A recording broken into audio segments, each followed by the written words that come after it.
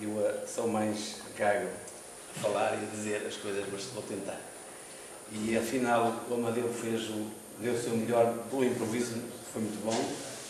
E acho que às vezes os improvisos são melhores do que aquilo que eu vou fazer. Vou contar aqui uma pequena preferência muito rápida, antes de passar a uma leitura, que dizia, num escrito em 93, 94, o Salamondo, dizia ele, era hábito para animar o pessoal, pôs num vínculo, dizia ele, a Mota do Porto começa logo no sábado, isto é 93, 94. Lá pelas 13 horas já está na meta, a deitar um leitão abaixo. É o costume, e almoçar com os irmãos Castro. É a garantia de uma boa digestão. As gargalhadas contagiantes do António animam qualquer mal disposto que apareça. O Augusto, intelectual, começando a falar, só se cala se algum OVNI cai. No caso, pode ser substituído por um prato ou um copo se estatelar no chão. Inquieto, vivo e sagaz, é neste momento o grande impulsionador da nossa associação. Isto, um ano depois já se previa o bem que tivemos e a sorte que acho que foi um bem que tivemos em ter o Augusto connosco durante 18 anos. Não foi? Realmente algo de bom que para esta associação estar viva, enfim.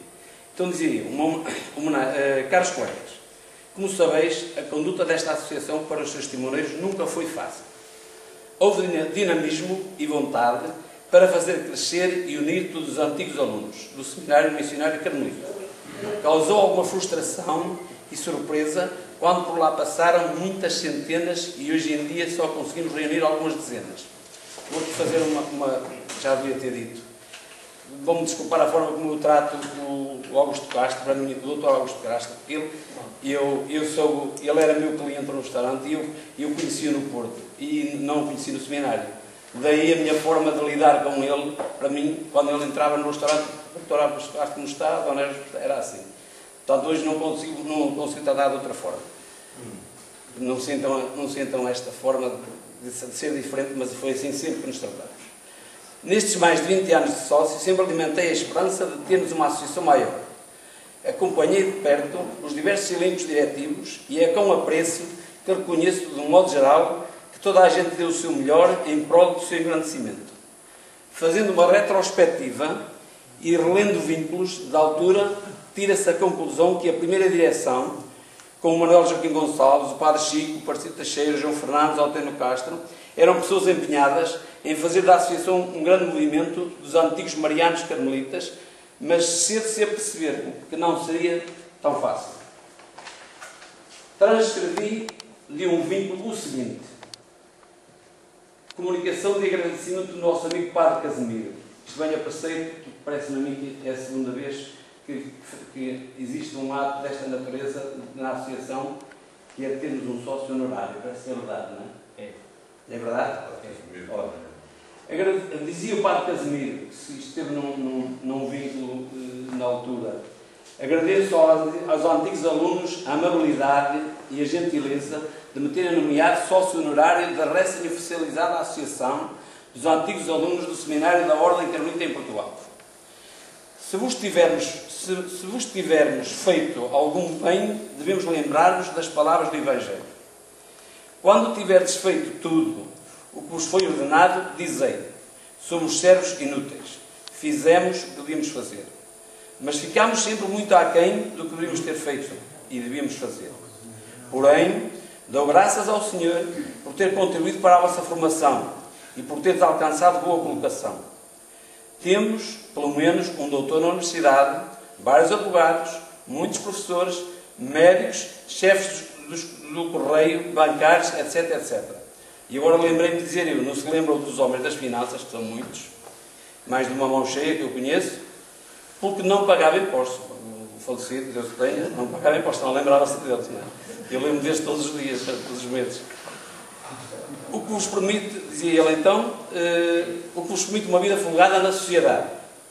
O que mais me alegra, porém, é que alguns exercem ministérios e são a mão direita dos párocos na paróquia. Uma coisa peço ao Senhor e a vós: não vos esqueçais dos vossos deveres religiosos, pois o que vale ganhar o mundo inteiro, se vindes a perder a alma. E porque não só de pão vive o homem, mas toda a palavra que sai da boca de Deus. Bem-ajam e muito obrigado, vosso velho e amigo professor, Padre Casimiro, Carmelita. Fui buscar este bom Padre Casimiro para acentuar quanto valorizamos a singela homenagem que hoje propusemos a honrar o Dr. Augusto Castro.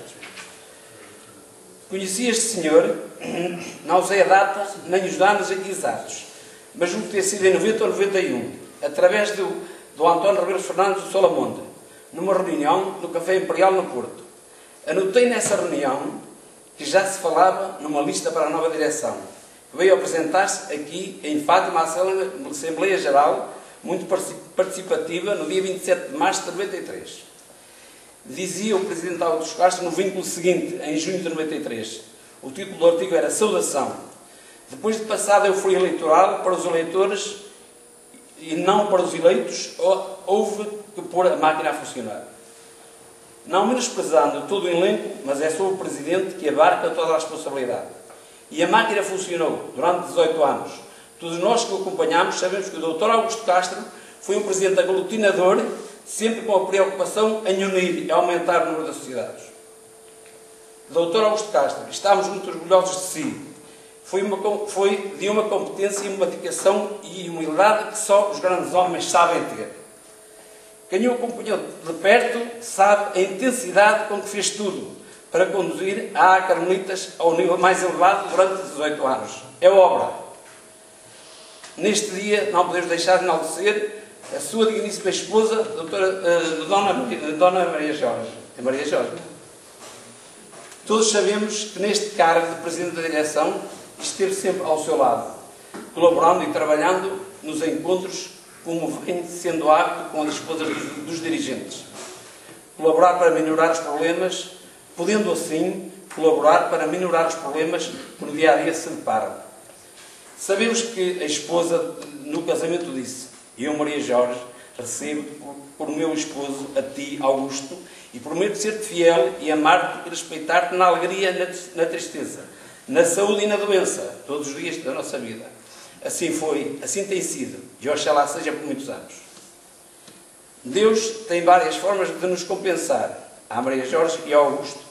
A vida é ambígua, há finais indefinidos. É preciso ter maturidade para conviver com a ambiguidade, o caos, o absurdo, a desorganização. Se nos recusarmos a viver com esses fatores, escolheremos algo que pode ser essencial e valioso, os mistérios de Deus. Disse